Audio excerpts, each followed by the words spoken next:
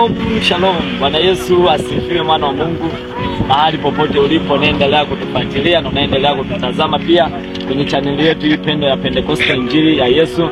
Leo kulikuwa kuna tukio ambalo lilikuwa linaendelea. Kwa kweli tunamtukuza Mungu na kwa nafasi ambayo ameweza kutupatia katika siku hii ya leo.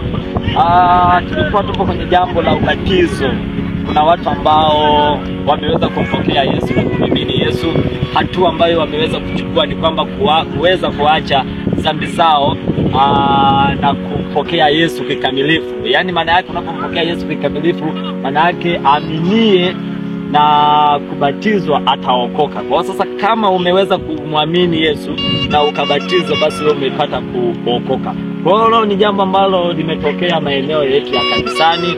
Hivi unavyoona, kama unavyoona, tulikuwa maeneo ambayo watu walikuwa wanabatizwa na watu wamebatizwa wengi sana, wameweza kumpokea Yesu. Kwa hiyo katika hatua hii tunamshukuru Mungu sana sana sana kwa kibali na nafasi ambayo ameweza kutupatia. Watu wameweza kuokoka na watu pia wameweza kumpokea Yesu kwa roho na kweli. Kwa hiyo tumefanya ubatizo kama unavyoona, bado tunatoka hapa maeneo ya kubatizia. Ubatizo umefanyika na watu wamebatizwa. Kwa kweli tunamshukuru Mungu.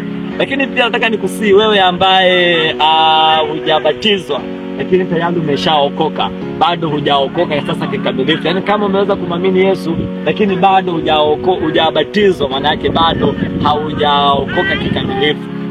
Yule aliyeokoka na akamwamini Yesu lazima akamilishe neno ubatizo. Kwa hiyo wewe unayenisikiliza hapo, unajua kabisa kwamba umempokea Yesu kwa mwokozi wako, hapo bado hujabatizwa, basi chukua hatua ya kubatizwa. Yesu pia na yeye alibatizwa. Kwa hiyo wewe ambaye unasema kwamba mimi sitakuja kubatizwa, basi wewe utakuwa unapingana na Yesu. Na wewe sasa unaweza kusema kwamba wewe ni mkuu sana kuliko Yesu. Hapana.